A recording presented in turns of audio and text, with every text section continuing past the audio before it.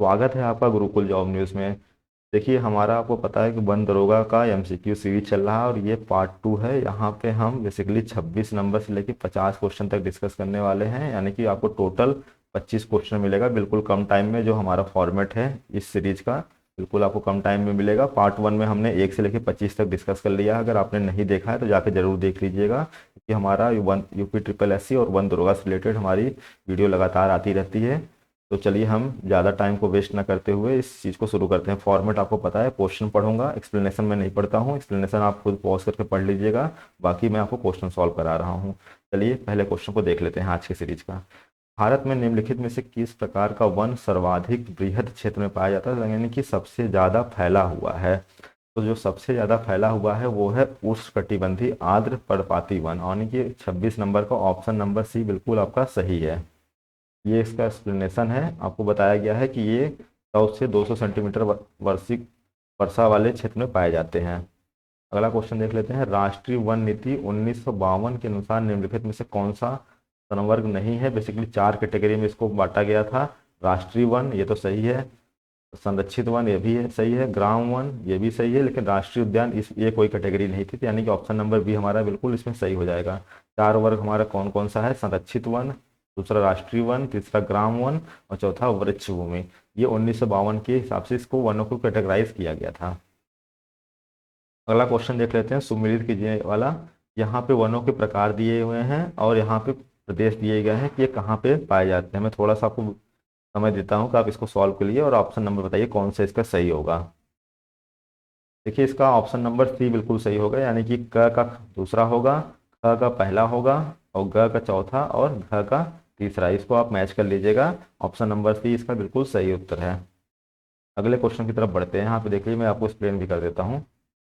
उष्णकटिबंधीय सदाबहार वन शिलांग पठार सह्याद्री क्षेत्र में पाए जाते हैं। मानसून जो है वो छोटा नागपुर पठार शिवालिक में पाए जाते हैं। शीतोष्ण वाला आपका पूर्वी और पश्चिमी हिमालय नीलगिरी में पाए जाते हैं। और जो कच्छ है आपको पता है पश्चिम बंगाल और तराई वाले क्षेत्र में पाए जाते हैं। ये क्वेश्चन मैं आपसे पूछ रहा हूँ कि जो मैंग्रोव वन है वो उसमें पहला और दूसरा स्थान किसका है। आप कमेंट सेक्शन में जरूर लिखिएगा कि पहला और दूसरा स्थान में क्षेत्र वाइज किसका स्थान है ये। अगला क्वेश्चन है कि भारत के चावल के कटोरे के क्षेत्र का नाम बताइए, मतलब किसको चावल का कटोरा का क्षेत्र कहते हैं। केरल और तमिलनाडु, पूर्वोत्तर क्षेत्र, कृष्णा गोदावरी डेल्टा क्षेत्र की सिंधु नदी का मैदान। कौन सा ऑप्शन सही है इसको इसकी? ये है कृष्णा गोदावरी डेल्टा क्षेत्र। आपको पता है गोदावरी को आपको साउथ की गंगा भी कहते हैं, और इसी कृष्णा और गोदावरी का जो डेल्टा वाला क्षेत्र है ये आपका बेसिकली इसको चावल के कटोरे कहते हैं। अगला क्वेश्चन देखते हैं, निम्नलिखित में से कौन सा एक तिलहनी फसल है। तिलहनी फसल कौन सा है? आपको पता है कि सूर्यमुखी जो आपका है एक तिलहनी फसल है, यानी कि ये तो आसान क्वेश्चन था। 30 का सी जो है बिल्कुल सही उत्तर है। भारत के संदर्भ में निम्नलिखित में से किस पद्धति को परितंत्र अनुकूल कृषि माना जाता है। कौन सा ऐसे पद्धति है जिसको परितंत्र अनुकूल कृषि माना जाता है? तो ऑप्शन है फसल विविधि विविधिरूपण आपका, दूसरा है सिम्ब अधिकक और तीसरा है टेंसियोमीटर का प्रयोग और चौथा है ऊर्ध्वाधर कृषि। इसमें जो चारों ऑप्शन है बिल्कुल सही है, चारों को ही कृषि का बेसिकली परितंत्र माना जाता है। ये आपका ऑप्शन नंबर डी सही हो जाएगा। पहला, दूसरा, तीसरा, चौथा ये बिल्कुल सही है। अगला क्वेश्चन देख लेते हैं। निम्नलिखित राज्यों में से कौन भारत में ठेकेदारी कृषि को लागू करने में अग्रणी है। यहाँ पे ठेकेदारी कृषि को लागू किया गया है और काफ़ी पहले से लागू किया गया है। तो आपके ऑप्शन है हरियाणा, तमिलनाडु, पंजाब, उत्तर प्रदेश। तो आपका जो सही उत्तर है इसमें वो है पंजाब। पंजाब को क्या किया गया है, ठेकेदारी कृषि को लागू करने में यह राज्य अग्रणी है। समान फसल उगाने के लिए उर्वर भूमि का पीएच स्केल कितना होना चाहिए। आपको पता है कि पीएच 0 से लेकर 14 तक होता है और यहाँ पे 7 होता है बीच में, क्योंकि न्यूट्रल होता है। तो आपको 0 से 7 आपको पता है कि एसिड होता है और इधर क्या होता है, बेस होता है 7 से 14। तो इसमें पीएच का मान कितना होना चाहिए? देखिए 3 तो बिल्कुल नहीं होना चाहिए, इससे एसिड हो जाएगा। 4 भी नहीं होगा, 6 से 7 हाँ ये हो सकता है, और 9 से 10 नहीं, ये तो बिल्कुल बेसिक हो जाएगा। तो इसमें जो सबसे सही आंसर है वो है 33 का सी, ये वाला बिल्कुल सही है। क्या एक्सप्लेनेशन ये है, आप इसको देख सकते हैं।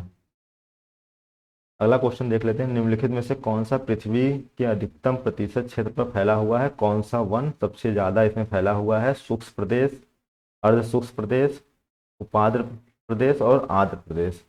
तो इसमें जो सबसे ज़्यादा फैला हुआ है वो फैला हुआ है शुष्क प्रदेश।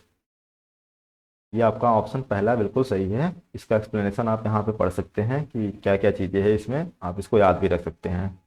अगले क्वेश्चन की तरफ बढ़ते हैं। निम्नलिखित में से कौन सा एक प्राकृतिक प्रदेश अपने आर्थिक आधार से सही सुमेलित नहीं है, यानी कि वो वहाँ चीज़ें नहीं होती है। तो कनेडियन प्रेरीज, बसंत ऋतु गेहूं की खेती, अर्जेंटाइन पंपास गोमांस पशु रेचन, ऑस्ट्रेलियाई डाउन्स चलवासी पशुधारण। नहीं, यहाँ तो खेती होती है, ये बिल्कुल सम्मिलित नहीं है। तो ऑप्शन नंबर 35 का सी एकदम सही हो जाएगा। बाकी सब सही सम्मिलित है, क्योंकि दक्षिणी अफ्रीका वर्ल्ड के में मक्का उगाया जाता है, और कनेडिया में आपको बसंत ऋतु में गेहूं की खेती की जाती है।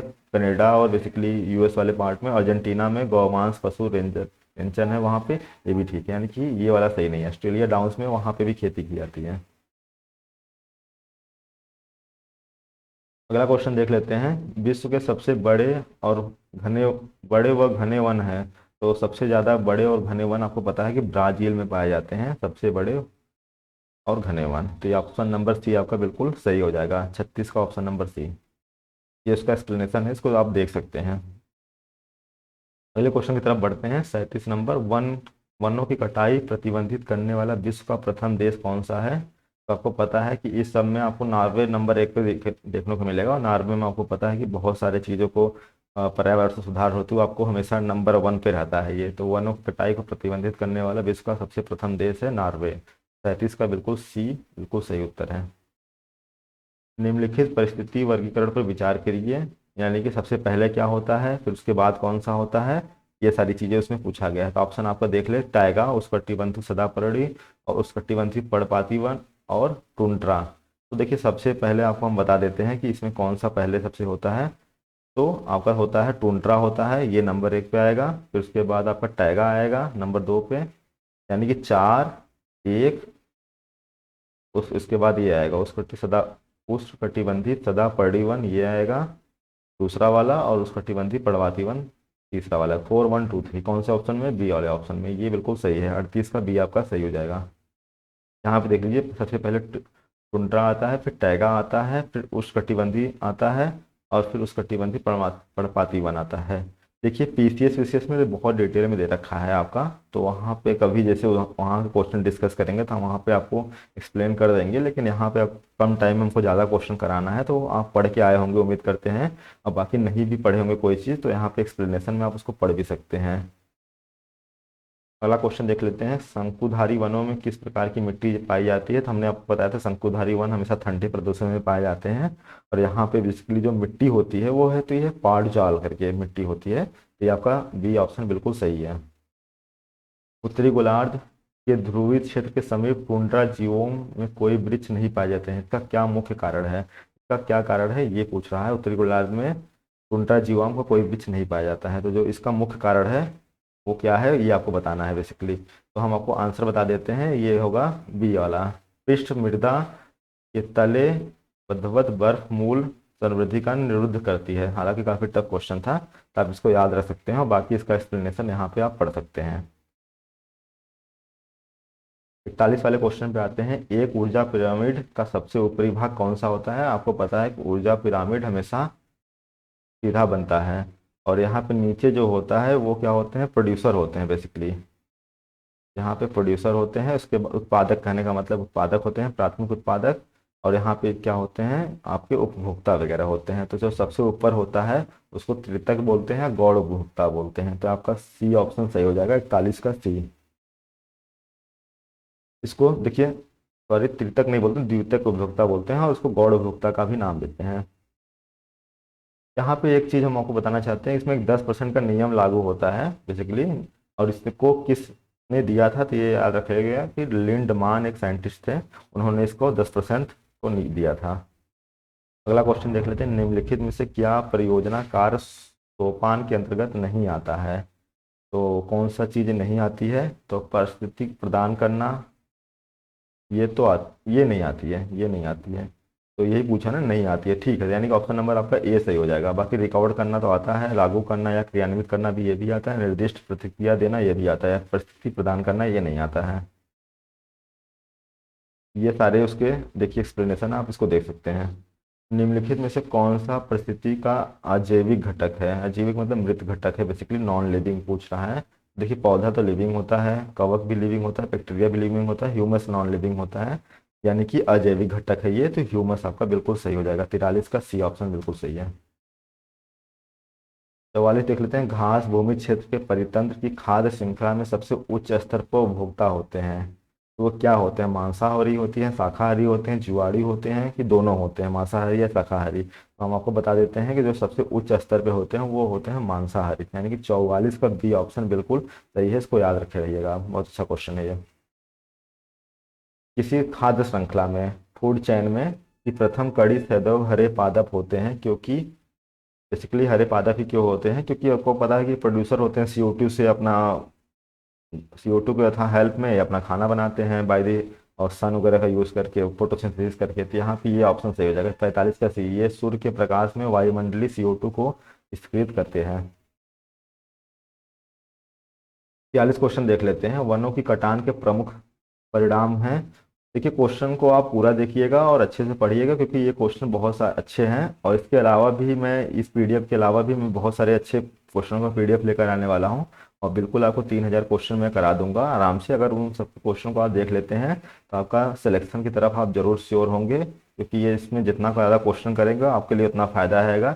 देखिए इस वीडियो को बनाने में काफ़ी मेहनत लगती है, तो आप चैनल को जरूर सब्सक्राइब कर लिया करिए, और वीडियो को लाइक कर लीजिए करिए, और जो आपके साथी हैं उनके साथ वीडियो को शेयर भी कर सकते हैं आप, अगर अच्छा लगे। और जो भी आपको सुझाव देना है तो कमेंट सेक्शन में दे सकते हैं। पहले क्वेश्चन की तरफ बढ़ते हैं कि वनों की कटान के प्रमुख परिणाम है। वनों की कटान से क्या होता है? वन प्राणियों के प्राकृतिक आवास का विनाश होता है, तो ये भी सही है। जल चक्रण का प्रभाव, ये तो ठीक है, जल चक्र का प्रभाव भी पड़ता है। मृदा अपरदन भी होता है, यानी कि तीनों इसके परिणाम है। तो यानी कि पहला, दूसरा, तीसरा कौन से ऑप्शन में? ये डी वाले में। तो डी ऑप्शन बिल्कुल आपका सही हो जाएगा। अगला क्वेश्चन देख लेते हैं। भारतीय प्राणी विज्ञान सर्वेक्षण की स्थापना किस वर्ष की गई थी? तो भारतीय प्राणी विज्ञान सर्वेक्षण ये स्थापना की गई थी 1916 में। आपको पता होगा कि लखनऊ अधिवेशन 1916 में हुआ है, तो वहां से आप याद रख सकते हैं कि उसी टाइम पे, उसी ईयर में भारतीय प्राणी विज्ञान सर्वेक्षण की स्थापना की गई थी। Wild life institute of India, यानी कि WWI कहाँ स्थित है? तो wild life institute of India आपका स्थित है बेसिकली देहरादून के अंदर स्थित है। तो आपका डी ऑप्शन बिल्कुल सही हो जाएगा। देहरादून आपका कहाँ पे पड़ता है? उत्तराखंड के अंदर। अगला क्वेश्चन देख लेते हैं। अभ्यारण्य का संबंध निम्न में से किससे है? देखिए अभ्यारण्य का संबंध किससे है? ऊर्जा संरक्षण से, जल संरक्षण से, वन्यजीव संरक्षण से, डॉल्फिन संरक्षण से। तो अभ्यारण्य हम लोग बेसिकली क्या करते हैं, वहाँ पे जो वन्यजीव होते हैं उनको संरक्षित करते हैं, यानी कि ऑप्शन नंबर सी यहाँ पे आपका बिल्कुल सही हो जाएगा। लास्ट क्वेश्चन देख लेते हैं आज के सीरीज का। निम्नलिखित में से कौन सा सुमेलित है? बॉम्बे नेचुरल हिस्ट्री सोसाइटी, ये कहाँ पे है बेसिकली? नई दिल्ली? नहीं, ये तो सुमेलित नहीं है। भारतीय वन स्पति सर्वेक्षण कोलकाता, हाँ ये ठीक है, ये कोलकाता में है आपका, ये सही है। भारतीय वन्यजीव संस्थान कोयम्बटूर में नहीं है। राष्ट्रीय वन संस्थान जोधपुर में भी नहीं है। इसका एक्सप्लेनेशन देख लेते हैं। बॉम्बे नेचुरल हिस्ट्री सोसाइटी ये आपका मुंबई में है, और भारतीय वनस्पति सर्वेक्षण कोलकाता में है। भारतीय वन्यजीव संस्थान ये आपका देहरादून में है। राष्ट्रीय वनस्पति अनुसंधान संस्थान ये आपका लखनऊ में है। इन चीज़ों को आप याद रखिएगा। और कैसा लगा वीडियो आप ज़रूर बताइए कमेंट सेक्शन में, और जो भी चीज़ें को सुधार करना है आप ज़रूर बताइए। अब ऐसे ही आपको वीडियो मिलती रहेगी, और जितने भी इंपॉर्टेंट क्वेश्चन हैं आपको मिलते रहेंगे। और ये सारी PDF का जो क्रेडिट जाता है वो दिग्विजय सर GS को जाता है, जिन्होंने बहुत ही अच्छी PDF बना रखी है। तो मैं उसको बस डिस्कस कर रहा हूँ, मेरा कोई मोटिव नहीं है कि किसी भी चीज़ को वो करना, ख़राब करना। तो मैं आपको डिस्कस कर रहा हूँ जिससे आपको एग्जाम में फ़ायदा मिल सके। मेरा बस एक ही मोटिव है, आप अच्छे से पढ़िए। और हमारा वीडियो तभी आएगा जब आपको कोई जेन्यून अपडेट होगा, क्योंकि मैं अपडेट भी देता हूँ, आपको पता होगा। लेखपाल से संबंधित अपडेट हो गया, वन दरोगा से संबंधित अपडेट होगा, कोई जेन्यून अपडेट होगा तो मेरे चैनल पे आ जाता है, तो आप इसको वीडियो को देख सकते हैं। चैनल को जरूर सब्सक्राइब कर लीजिएगा। मिलते हैं आपसे एक नई वीडियो में, तब तक के लिए जय हिंद, टेक केयर।